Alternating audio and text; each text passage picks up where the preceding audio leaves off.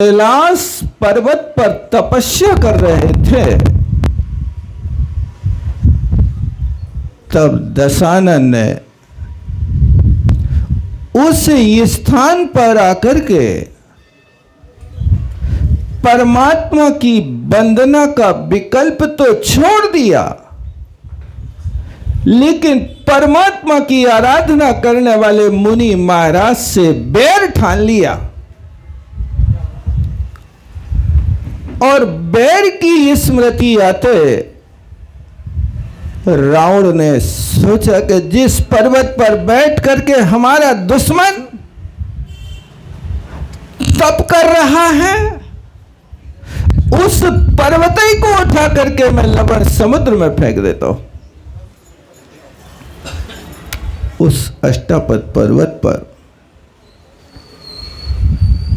भरत चक्रवर्ती ने, प्रथम चक्रवर्ती ने युग के आदि में आदिनाथ के बेटे उन भरत चक्रवर्ती ने 72 3 काल संबंधी स्वर्णमयी जिनालयों की स्थापना की थी। वो युग का प्रथम समय था कि जब 24 तीर्थंकर नहीं हुए थे, उसके पहले 24 तीर्थंकरों की स्थापना कैलाश पर्वत पर उनके जन्म में बन गए थे। उस समय उसी स्थान पर बाली मुनि महाराज साधना कर रहे थे, लेकिन रावण ने बैर बना लिया। ये बैर एक ऐसी वस्तु है कि जैसे पका हुआ फोड़ा जब तक फूटता नहीं है तब तक आराम नहीं लगता है, व्यक्ति को चैन नहीं पड़ती है।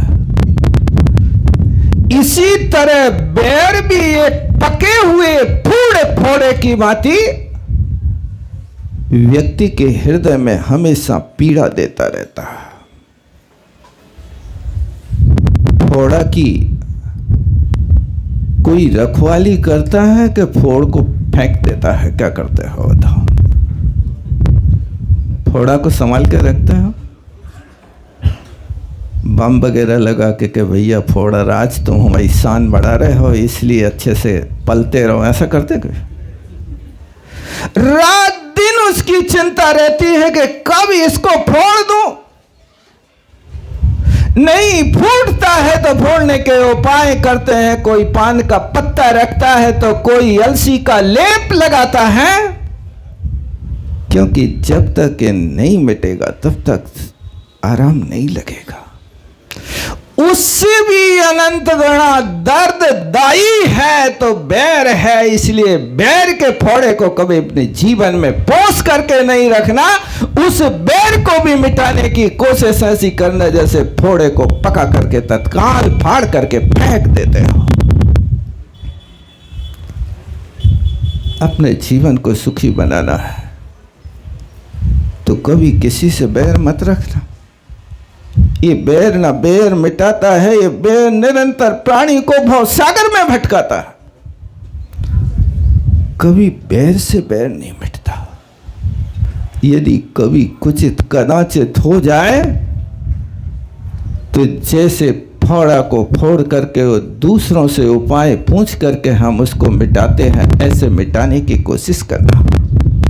बस हुआ यही कि उस समय वहां बैर स्मरण में आ गया और रावण ने अकेले बाली मुनि महाराज को नहीं, पूरे कैलाश पर्वत को उठाकर फेंकने का, उखाड़ कर फेंकने का संकल्प कर लिया और पूरी शक्ति लगा दी। उसने सारी शक्तियों का आह्वान किया और शक्तियों का आवाहन करके और उसने उस पहाड़ को जैसे ही उठाया और उसकी नींव पर हाथ रखा, पहाड़ हिल गया। पहाड़ पर रहने वाले सारे के सारे प्राणी त्राही माम करने लगे, इधर उधर भागने लगे अपने प्राणों की रक्षा के लिए। बाली मुनि महाराज भी हिल गए, ये क्या हो रहा है? काश बाली मुनि महाराज के ऊपर उपसर्ग हुआ होता तो महाराज चुप्पी साध के रखते, लेकिन ये आयतन की रक्षा है, जिनालयों की रक्षा करना हमारा परम कर्तव्य है। ऐसा मुनि महाराज ने विचार करके अपने ध्यान को छोड़ करके बैर नहीं लिया था रावण से। आयतन की रक्षा करने के लिए अपने पैर का थोड़ा सा अंगूठा दबाया। जिस पैर के अंगूठे के दबाते ही वहां पर वो पहाड़ स्थिर हो गया। उस पहाड़ के नीचे रावण दब गया, चिल्लाने लगा, बचाओ बचाओ। रावण की आंखों से आंसुओं की धारा बह पड़ी, कोई रक्षक नहीं।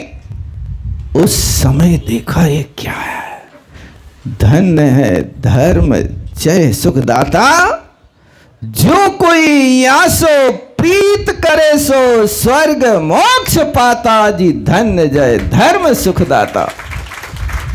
धर्म की तो अचिंत महिमा है। रावण को बचने का कोई उपाय नहीं, फूट फूट कर रो रहा था। मंदोदरी से नहीं देखा गया और मंदोदरी बाली मुनि महाराज के चरणों में जाकर के स्तुति करती है, हे कृपानाथ, हे दयालु परमात्मा, हे तीन लोक के रक्षक परम वीतरागी देव, आप तो सब जीवों की रक्षा करते हो, फिर रावण की भी रक्षा करो। मुझे भी अपने पति के प्राणों की रक्षा का दान दीजिए। ऐसी जब मंदोदरी बाली मुनि महाराज के सामने गिड़गड़ाई, तब उस समय बाली मुनि महाराज ने अपना अंगूठा ढीला कर दिया। वहां थोड़ी सा दबाव दिया था जिससे पर्वत बैठ गया। रावण रोने लगा, घुटने छुल गए, हाथ छुल गए, आंखें छिल गई, गला रुंध गया। क्या है, एक आयतन की रक्षा करने वाले हुए तो मुनि महाराज हुए। उन मुनि महाराज ने आयतन की रक्षा करी और वो आयतन की रक्षा आज तक हमारे बीच में चली आ रही। हम सबका कर्तव्य है कि मुनि महाराजों की और इन आयतनों की रक्षा करने के लिए हमें सीख लेना चाहिए, हमें आगे आना चाहिए। अब कई लोग तो हैं कि अपनी बेदी बांध लई थे, 9 बजे अभिषेक हुई सो 9 बजे आँख खुल है उनकी। इसके पहले तो वे शकल दिखे भी नहीं आए कि महाराज तुम क्या बोल रहे हो, तुम्हारे यहाँ कौन सा अमृत बट रहा, हमें कोई मतलब नहीं। हमारा मतलब तो हमारी बेदी पे शांति ना शांति के करता है और हमें इसके अलावा कुछ नहीं चाहिए। फिर 9 बजे आए और यहाँ अभिषेक करें और फिर यहीं पीछे के पीछे भाग जाए, महाराज को शकल न दिख जाए। ऐसे भी कई लोग हैं। कई लोगों ने कहा महाराज ऊपर की बेदी वाले तो बे 9 बजे आते हैं और 9 बजे अभिषेक करके ऐसे भागत हैं जैसे राम को लक्ष्मण को देख करके कपिल ब्राह्मण भागवत हो उस समय। अब आपको वो कपिल की कहानी सुनाओ, अभी नहीं सुने, समय पाके सुनाएंगे। लेकिन मैं कहना चाहता हूँ कि ये आयतन की देव की रक्षा यदि की थी तो बाली मुनि महाराज ने की थी। धन्य है उन बाली मुनि महाराज ने एक कार्य किया और शास्त्र की रक्षा की थी तो अपने प्राणों की बाजी लगा करके धन्य है उन अकलंक और निकलंक मुनि महाराज ने जिस संस्कृति की रक्षा के लिए, जिस शासन की रक्षा के लिए अपने भाई के प्राणों की बाजी लगा दी। उस शास्त्र की रक्षा ऐसे की जाती है। ये आयतन है, यदि शास्त्र रहेंगे तो आज हमारी भविष्य में होने वाली पीढ़ी इन चीज़ों को देख करके याद करेगी कि हमारा इतिहास, हमारी जैन संस्कृति ये है। और पहले के लोग पढ़ते कम थे, आचरण ज़्यादा करते थे। पहले के लोग भले ही बेचारे बिना पढ़े लिखे थे, लेकिन पद्म पुराण की कहानियाँ वे शाम को बैठाल करके पूरे परिवार को, और वहाँ पर कोई सुविधा नहीं, कोई टीवी नहीं, कोई मोबाइल नहीं, घर में बैठे ये टिमटिमाता दीपक देहरी पर रखा है और सारे परिवार के लोग बैठ कर के घर के बुजुर्ग कहानी सुनाते हैं। और वे बच्चों को कहा करते थे कि आज हुक्का कौन देगा? हाँ, आज बबलू देगा। अच्छा ठीक है, ध्यान रखना, हुक्का में चूका लगे तो तुम घूसा खाओ, यदि हुक्का देते समय चूक गए तो एक घूसा लगेगा। यानी जिनवाणी का रसा स्वादन करते समय नींद नहीं आ जाए, इसलिए पहले से सिग्नल दे देते थे कि तुम हुक्का देते रहना, यदि तुम सोओगे तो तुम्हारी पिटाई होगी। आज की दुनिया सो रही है और भजन भी गा रही है अच्छे राग से, सोते सोते में निकल गई कितनी जिंदगी, सारी जिंदगी रोते रोते में निकल गई, बोझा ढोते में निकल गई। सही है कि गलत है? बोझा ढो रहा है कि नहीं ढो रहा है? खूब कुली बन करके, वो कुली को तो वहाँ 2-4 थैला ढोना पड़ते और 50 कमा लेता है। यहाँ तुम जैसे कुली तो 2 रुपया नहीं मिलते हैं और पूरा घर भर अपने सिर पर ढो करके चलते हो। ये फ्री के आदमी हो आप लोग। इसलिए आप इस कार्य को समझो कि जिनवाणी की रक्षा करना है, शास्त्र की रक्षा करना है, तो जिनवाणी की रक्षा श्रवण से, अध्ययन से, उनके प्रचार प्रसार से होगी। क्या आपका कर्तव्य नहीं है कि सिर्फ अभिषेक करने के बाद आप चल देते हो? जिनवाणी को सुनना, संस्कृति को आगे बढ़ाना, अपनी संतान को संस्कार देना, ये आपका कर्तव्य नहीं है क्या? यदि संस्कारहीन रहोगे तो इतिहास ऐसा बनेगा कि जैसा इतिहास दुर्योधन का बना है। क्या इतिहास है? आदम खोल करके देख लो, गांधारी ने जिंदगी भर अपनी आंखों पर पट्टी चढ़ा करके रखी, अपनी संतान को संस्कार नहीं दिया, इसलिए गांधारी की संस्कारहीन संतान आज बदनाम हो गए। संस्कारहीन संतान भाई भाई से एक एक कौड़ी कौड़ी के लिए लड़ मरी, इसलिए वो संस्कारहीन संतान को लोग आज भी इतिहास में खोजते हैं और पूछते हैं, कहां गए वे लोभी कौरव जूझ मरे रण में। ये लोभी कौरव किनको कहा जा रहा? जिसकी मां ने जिंदगी भर आंखों में पट्टी बांध करके संस्कारहीन संतान को रखा, उस संतान के लिए खोजा जा रहा। कहां गए वे लोभी? मैं पूछता हूं, क्या आपकी आंखों पे पट्टी तो नहीं, गांधारी की तरह पट्टी तो नहीं बांध रखी है कि हमें जैन संस्कृति के संस्कार नहीं चाहिए, मुझे तो भौतिकता की चकाचौंध में ही जीना है? ये भारतीय परंपरा को याद रखो और भौतिकता की चकाचौंध से दूर भागो। यदि भौतिकता की चकाचौंध में भागोगे तो वो दशा होगी जैसे सूर्य जैसे देवता जब प्रातः काल उदय को प्राप्त होते हैं तो दुनिया अर्घ चढ़ाती है और उनको नमस्कार करती है, लेकिन जब वही सूर्य जैसे देवता पूर्व से चल करके पश्चिम की ओर आते हैं तो अस्त को प्राप्त हो जाते हैं। इसी तरह भारतीय संस्कृति के स्थान पर आपने यदि पाश्चात्य संस्कृति को अपनाया तो सूर्य देवता की तरह अस्त हो जाओगे, व्यस्त हो जाओगे, लेकिन अपनी संस्कृति में मस्त नहीं हो पाओगे। कोशिश करें वो संस्कार देने की। कुंती ने अपने जीवन भर अपनी संतान को संस्कार दिया।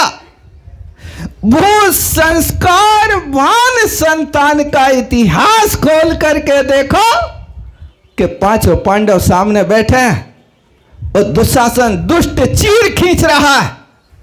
चार भाई बमक रहे हैं कि मैं तुझे अभी मिट्टी में मिला दूंगा। बड़ा भैया कहता अवसर आने दो, चुप। चारों महाशक्तिशाली योद्धा एक सारे में ऐसे बैठ गए जैसे पतंग में एक झटका लगता तो नीचे गिर जाती है। महासूरवीर योद्धा। ये किसका प्रभाव था? ये संस्कार का प्रभाव था। वो संस्कारवान संतान कुंती की आज क्या है इतिहास रच करके रख गई। उन संस्कारवान संतान की आज हम वंदना करते हैं। उस संस्कारहीन संतान को बदनाम करते हैं। आज संस्कारहीन संतान की बदनामी देखो, कहते कहां गए वे लोभी कौरव। और संस्कारवान संतान के विषय में हम आज वंदना करते हैं। अभी आप पढ़ोगे, पांडव तीन द्रवण राजान, पांच कोड यदु मुक्ति पयान। ये क्या है? ये संस्कारवान संतान की स्तुति की जा रही है। कुंती ने जिंदगी भर संस्कार दिए। उस संस्कारवान संतान ये होती है। आप क्या कर रहे हैं? थोड़ा विचार करो। ये शास्त्र की रक्षा हुई तो अकलंद जैसे महामुनि महाराज ने सब कुछ लगा दिया अपनी संस्कृति की रक्षा के लिए। आपको कहां अपनी संस्कृति की चिंता है? आपको कहां अपने देव शास्त्र गुरुओं की रक्षा की चिंता है?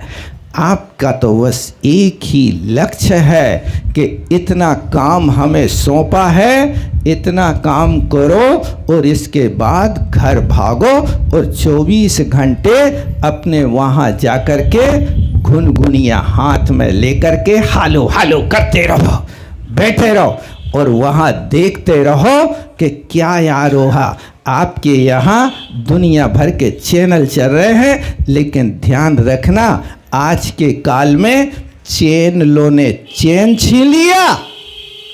संग्रह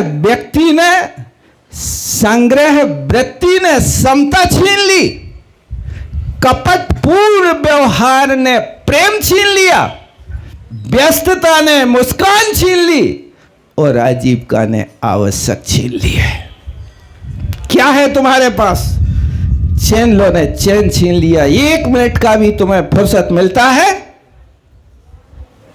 नोवर नमोकार पढ़ते कि फेसबुक देखते हैं कि इंस्टाग्राम देखते हैं? क्या देखते बताओ तो? ईमानदारी से मंदिर में बैठे शांतिनाथ भगवान को मोक्ष कल्याणक करवे आए हो तो तुम्हें भी कल्याणक करना हो तो ईमानदारी से बोलो, क्या देख रहे हैं आप? मोबाइल देख रहे हैं। 1 मिनट भी तुम्हें साता नहीं है कि तुम नोवार नमोकार निराकुलता से पढ़ लो। नोवार नमोकार भी पढ़ोगे तो इतनी स्पीड में पढ़ोगे कि शायद 30 सेकंड भी नहीं हो पाएंगे और तुम बाहर हो जाओगे। एक आध बार घड़ी मिला के तो देखना कि आपको काय उत्सर्ग कितने सेकंड में हो रहा है। इसलिए शास्त्रों की रक्षा का कर्तव्य भी हमारा है और इसके साथ गुरुओं की रक्षा की तो गुरुओं ने की। अकंपनाचार्य आदि 700 महामुनि महाराजों की रक्षा कौन ने करी? वे पद्म राय जैसे राजा तो घर में बैठ गए, अपना राज्य दूसरों को दे दिया, लेकिन अपने आयतन की रक्षा करने के लिए भी हाथ नहीं उठा सके।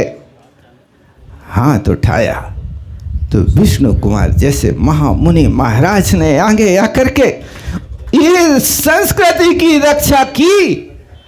ये वात्सल्य पर्व उस समय से चलना प्रारंभ हुआ। देव शास्त्र गुरु इन तीनों की रक्षा की तो मुनि महाराजों ने की। अब तुम्हारा कर्तव्य है कि मुनि महाराज जो कहें वो करो।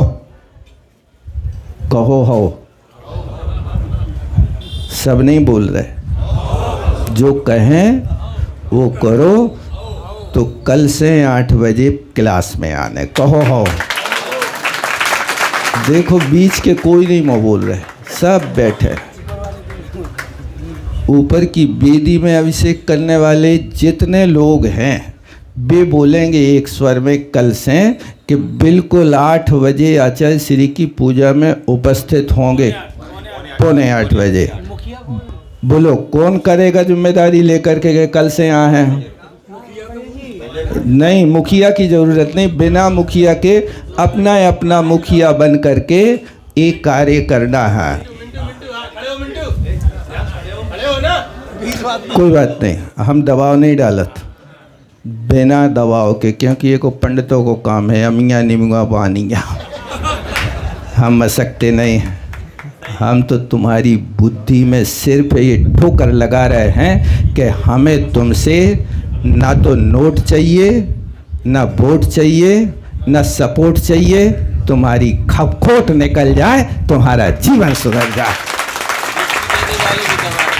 ये मुझे आज यहाँ इसलिए लाया गया वहाँ के प्रवचन स्थगित करके कि ये ऊपर की वेदी वाले तो शक्लें नहीं दिखात महाराज, इसलिए आप ही देख लो आज चल के शक्ल इनकी, ठीक है ना।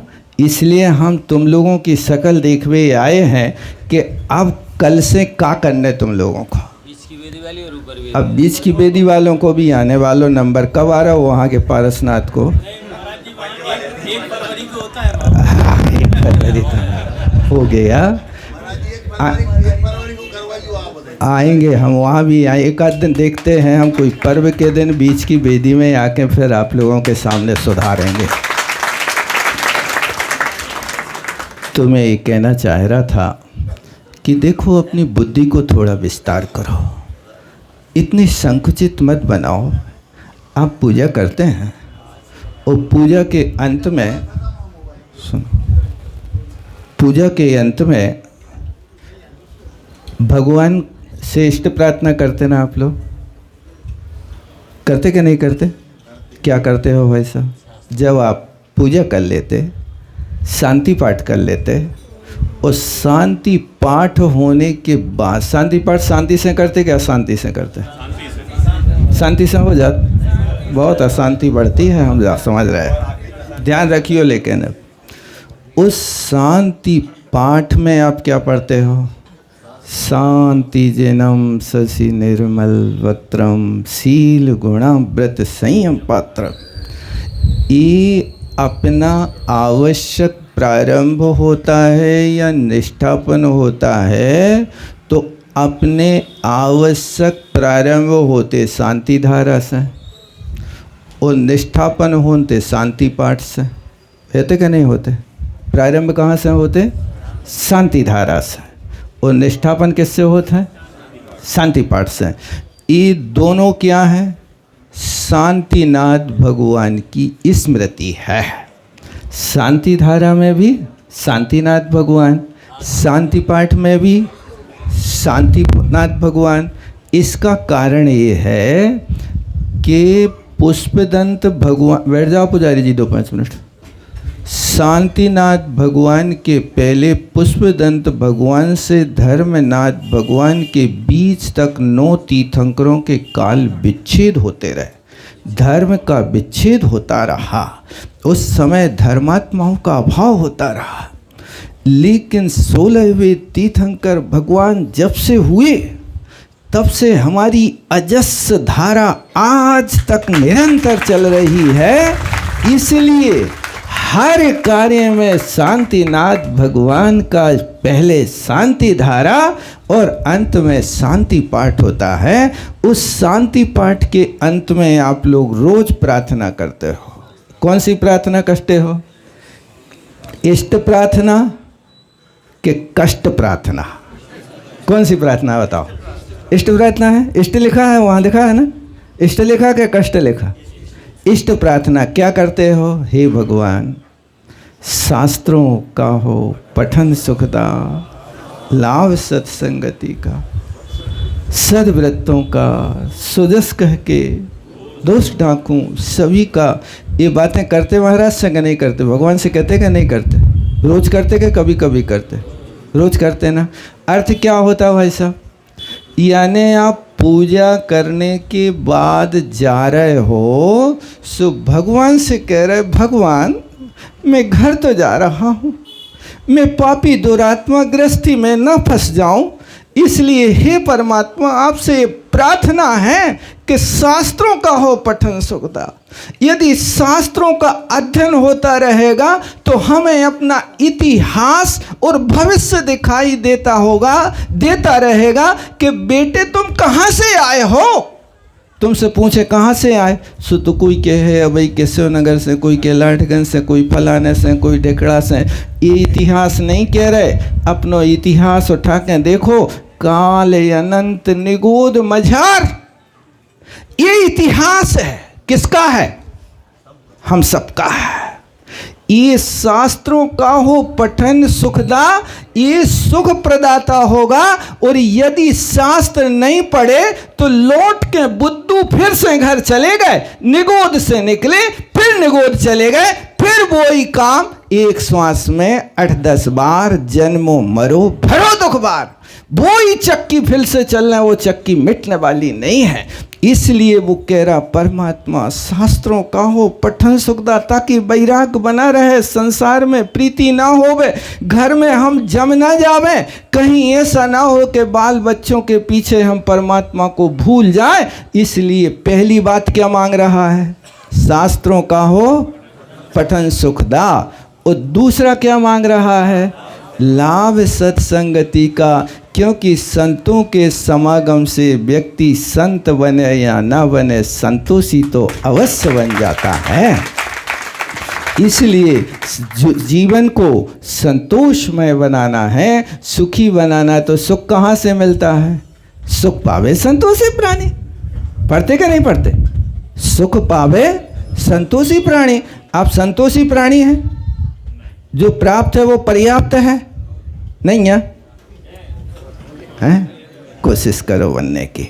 समय हो रहा है। आज का एक क्रम शांतिनाथ भगवान की भक्ति करने का अवसर मिला। अब आज भगवान का मोक्ष कल्याणक हुआ, तो आप थोड़ा थोड़ा अपने घर से भी मोक्ष पाने की कोशिश करना। और स्वाध्याय है जो आप मांग रहे उतनी चीज़ों को पाने की कोशिश करना। शास्त्रों का हो पठन सुखदा, तो ये तो हो गया। और लाभ सदसंगति का और सुखदा, यदि संतों के समागम में आओगे तो तुम जो 50 बरस में शास्त्र पढ़ कर के सीख पाओगे, वो संतों के समागम से 6 महीना में सीख जाओगे। क्या 6 महीना में सीख जाओगे? इसलिए सोते न रहो, भजन न गाते रहो कि सोते सोते में निकल गई सारी जिंदगी, रोते रोते में निकल गई सारी जिंदगी। अब हम तुम्हारी बात बिल्कुल न सुने। बस ध्यान रखना, इस बात को याद रखना, धीरे धीरे बढ़ा बुढ़ापा, डगमग डोले काया, सबके सब रोगों ने देखो डेरा खूब जमाया। पहले के लोग सुबह उठ के मुट्ठी भर चना मूंगफली खाते थे, आज के लोग सुबह उठ कर के मुट्ठी भर गोलियां खा रहे। एक महानुभाव बोले महाराज सुबह उठ के 9 गोली खाने पड़त। हमने कहा 9 का अंक तो शाश्वत है बेटा, 9 का अंक कभी नहीं घटता। तुम्हारी अच्छी मैचिंग बनी। अब तुम एक गोली खा बोलो नमो रियंताणम नमो सिद्धाणम नमो वायरियाणम, कम से कम 9 गोली खाते तो 9 बार तो नमोकार पढ़ ले आओ। नहीं हो सकता। कोशिश करें। समय अपना हो रहा है। अपन वैसे देखें कि एक लकीर के फकीर ना बने रहे। समय निकालने से निकलता है, अन्यथा तो समय का सिर गंजा होता है भाई साहब। समय आपका कहाँ चला जाता है यहाँ थोड़े से 5 मिनट ज़्यादा हो जाए तो आप लोग बिल्कुल आँख उल्टा घड़ी देखते देखते बिल्कुल आंखें थक जाती। और मैं रोज़ सुनता हूँ नीचे 11 बजे रात तक ऐसी पंचायत चलती कि बिना माइक के 3 बे खंड पे ऐसी रहती हैं।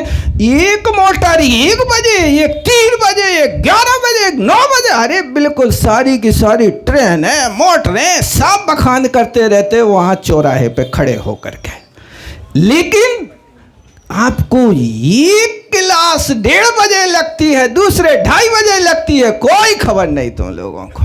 खबर है कि नहीं? सुबह 6 बजे लगती है, खबर है कि नहीं? नींद ही नहीं खुलते। जब 11 बजे तक तुम चौराहे पे खड़े होकर के दुनिया की गप्पें और निंदा हाँकोगे और महाराजों को नींद खराब करोगे तो तुम धर्म कर रहे कि पाप कर रहे? बताओ क्या कर रहे? और बोर्ड पे लिखो जा रहा है कि भैया ये तो जम घटने लगाइयो, ये तो जीने करियो, लेकिन कहाँ सुनने हमें तो वो ही करने जो हम रोज़ करते। थोड़ी अपनी आदतों से बचें, इसलिए बुरी आदतों से बचें, झुंझलाहट से बचें, कुसंगति से बचें और असंतोष से बचने की कोशिश करें। इन 4 चीज़ों को याद रखते हुए आज शांतिनाथ भगवान का अपन मोक्ष कल्याणक मनाते हुए लाडू चढ़ा रहे हैं। यही मैं विराम लेता हूँ। बोलो आचार्य गुरु और विद्यासागर जी महामुनि महाराज के।